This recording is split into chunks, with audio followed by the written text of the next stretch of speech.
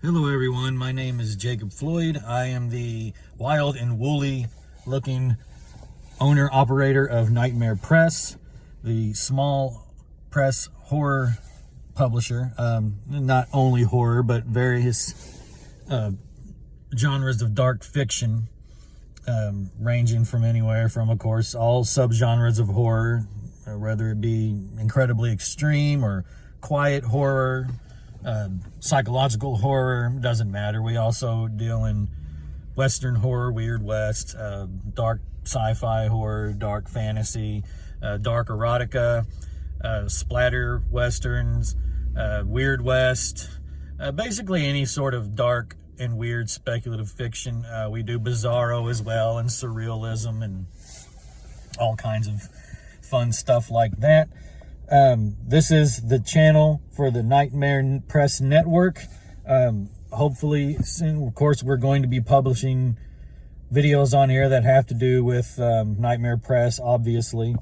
But we're also looking to expand and do other things other than just press-related stuff. We are going to, my associate and I, Bobby Shupeck, are going to eventually put a podcast on here called Balls Out, which is essentially just the two of us sitting around BSing with other indie authors, and just some of them not even indie authors, just regular, average Joe, everyday Joes like us. So, yeah, and it's going to be fun. We might put other podcasts on here that may be looking for it. I'll probably do book reviews because I have a blog called Jacob Floyd's Ghosts and Monsters, where I review indie books that I choose to read, and talk about our press, and I do interviews and just various other things. So if you joined this is just the first sort of introductory video. We're going to kind of wing it and just see how it goes.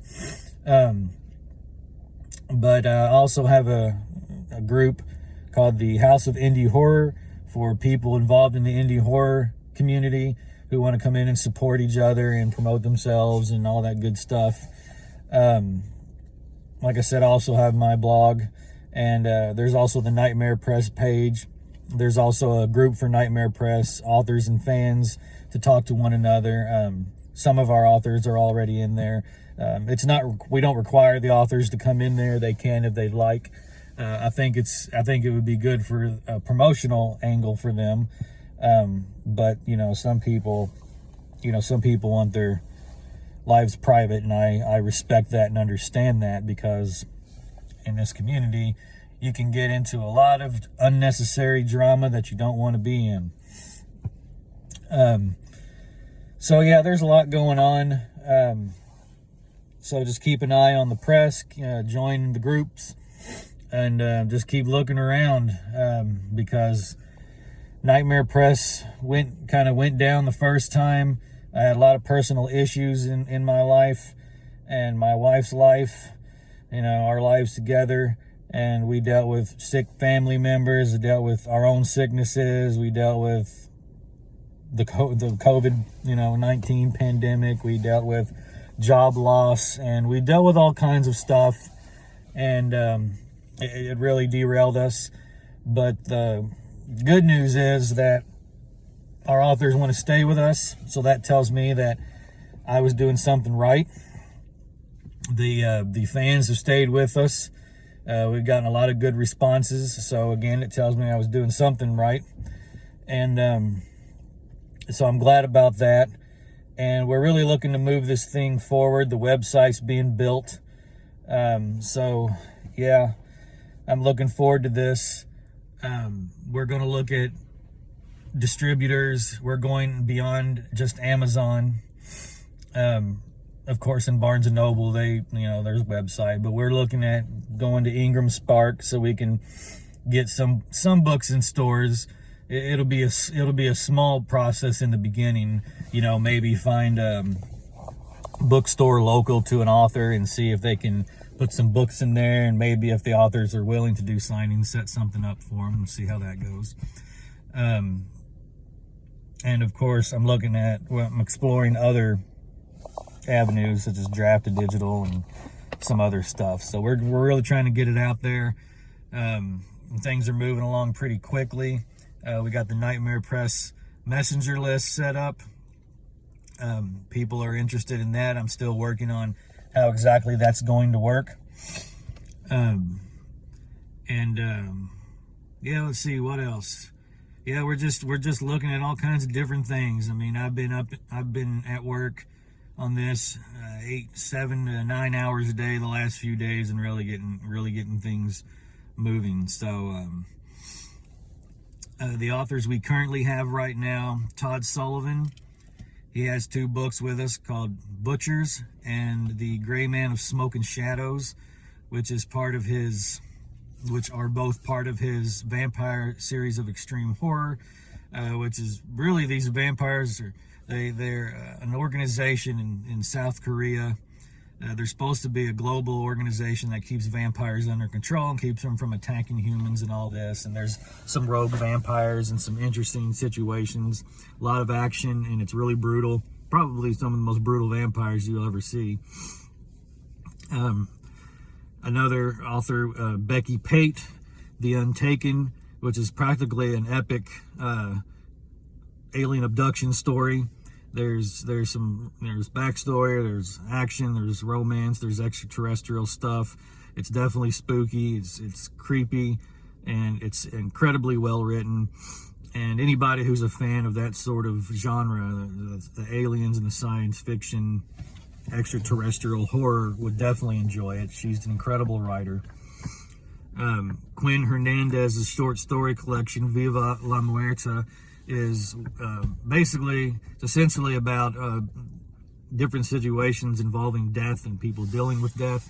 And it's an incredible collection. When I first read it for the submissions several years ago, I knew right away that I wanted that with Nightmare Press. They're some of the best short stories I've ever read. Another short story collection is All Roads Lead by Jennifer Winters. And it's a very good short story collection too, because it all centers around a small southern town called Rhodes. Most of it centers around that, and she's got some really creepy stories in there. I enjoyed it, and I'm not usually a fan of short story collections, and I really enjoyed both of these. Of course, there's a man named Joseph Rubis. He wrote a book, sort of a light-hearted horror comedy called Whoops, I Woke the Dead.